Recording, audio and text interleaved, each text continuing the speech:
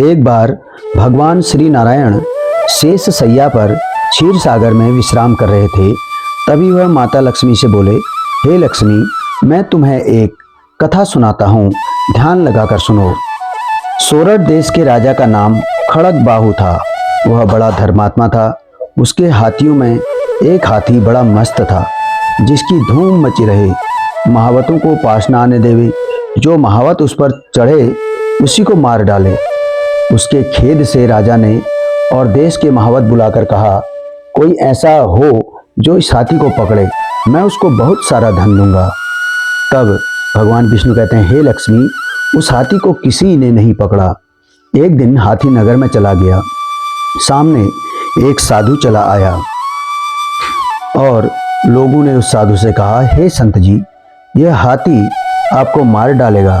संत ने कहा, तुम देखो श्री नारायण जी की कैसी शक्ति है। हाथी की क्या शक्ति है जो मुझको मारे?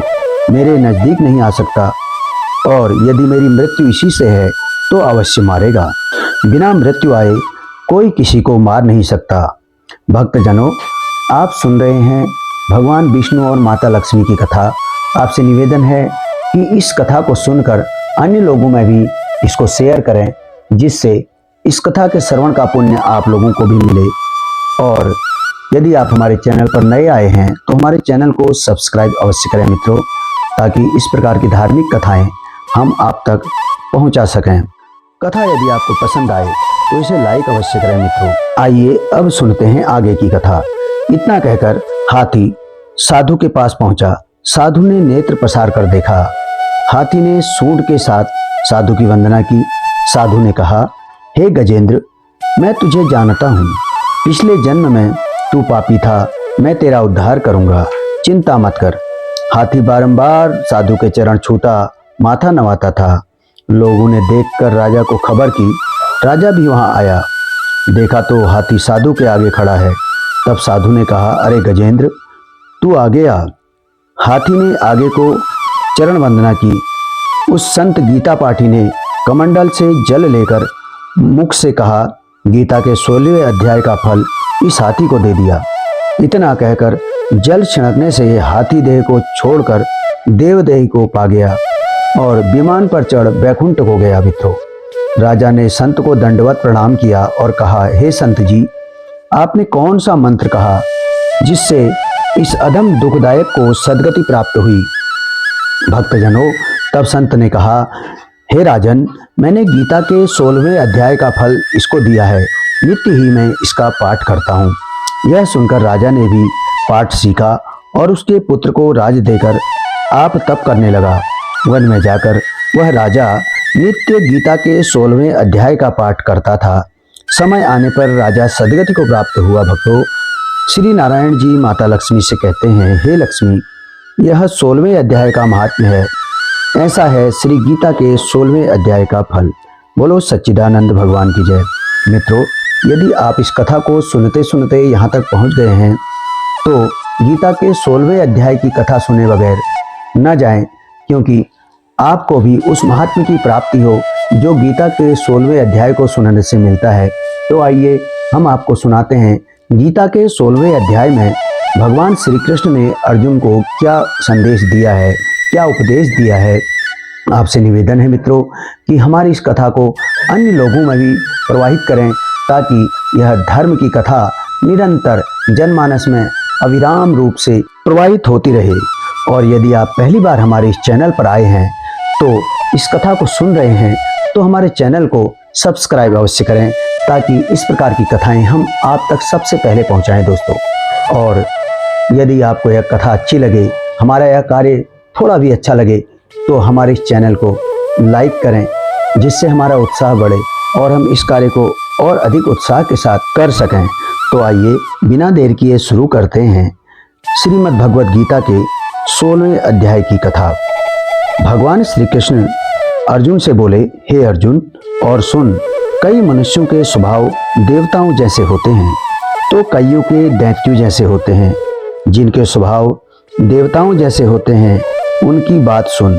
वे निर्भय होते हैं, उनका हृदय निर्मल और शुद्ध होता है।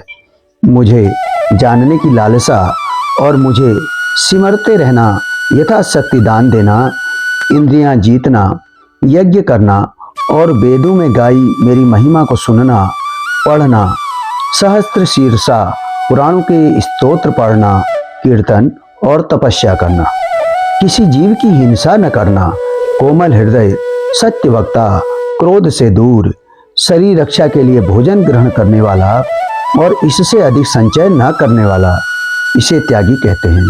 हे अर्जुन, सदा संतोषी, पर निंदा से दूर रहने वाला, सबको यथाशक्ति सुख देने वाला, निर्लोभी, पाप कर्मों से लज्जा करने वाला, चंचल स्वभाव से रहित, निश्चल आसन, इंद्रियों और मन को निश्चल रखने वाला, जिसकी अवज्ञा कोई न कर सके, ऐसा तेजस्वी जिसे सभी नमस्कार करें, कष्ट देने वाले को भी जो क्षमा करे, किसी को भी दुर्वचन न कहे, उसे क्षमावान कहते हैं।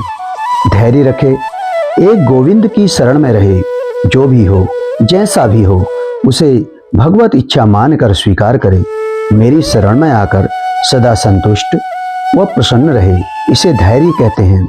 देह को साध कर, पवित्र स्नान कर, अंतःकरण को श्वास प्रश्वास में नाम स्मरण कर पवित्र रखे, किसी को कष्ट न देवे, किसी से अपनी पूजा मानता न करवावे, किसी का गुरु गुसाई न बन बैठे।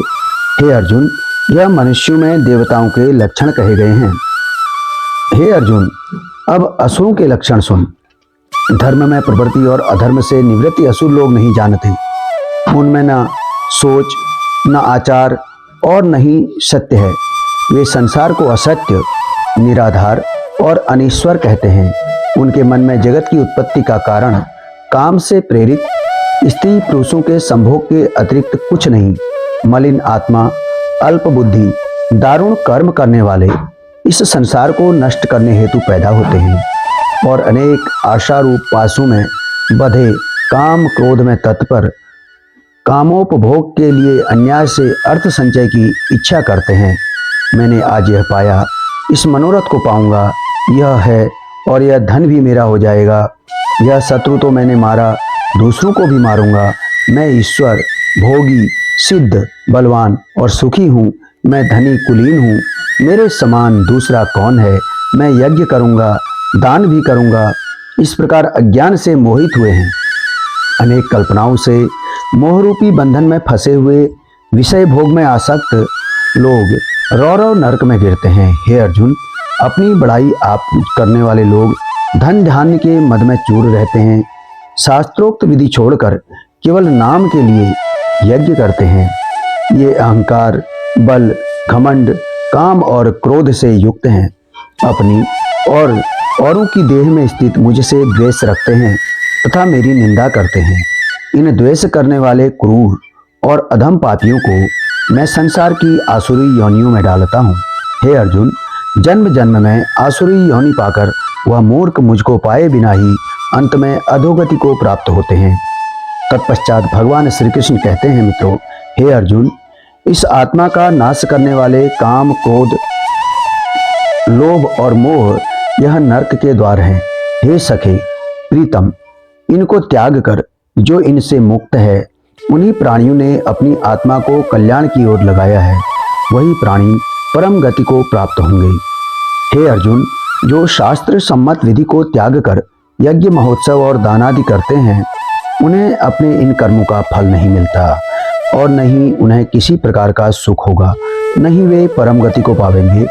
इसी से हे अर्जुन, जो भले पुरुषों की निर्मल आत्मा है, वे जो कुछ यज्ञ तप दान करते हैं, शास्त्रों की विधि अनुसार करते हैं, ऐसे प्राणी मेरी कृपा से मेरी परम गति को पावेंगे। इस प्रकार से गीता के 16वें अध्याय को आपने सुना। भक्तों, यदि आप इस पुण्य कथा को सुनते सुनते यहाँ पर पहुँच गए हैं, तो हम आपसे निवेदन करते हैं कि इस कथा को अन्य जनों तक भी प्रसारित करें, शेयर करें, जिससे आपको भी पुण्य प्राप्ति हो सके। और यदि आपको यह कथा अच्छी लगी हो तो कमेंट बॉक्स में अपनी राय जरूर दें। मित्रों, एक लाइक तो बनता है। और यदि आप हमारे चैनल पर पहली बार आए हैं, पहली बार आपने कथा सुनी है, तो आपसे निवेदन है कि इस चैनल को सब्सक्राइब अवश्य करें, ताकि हम इस निर्मल पावन कथा को, इस प्रकार की कथाओं को आप तक निरंतर प्रसारित कर सकें। मित्रों, भगवान विष्णु की कृपा आप पर सदैव बनी रहे। जय श्री राधे कृष्णा।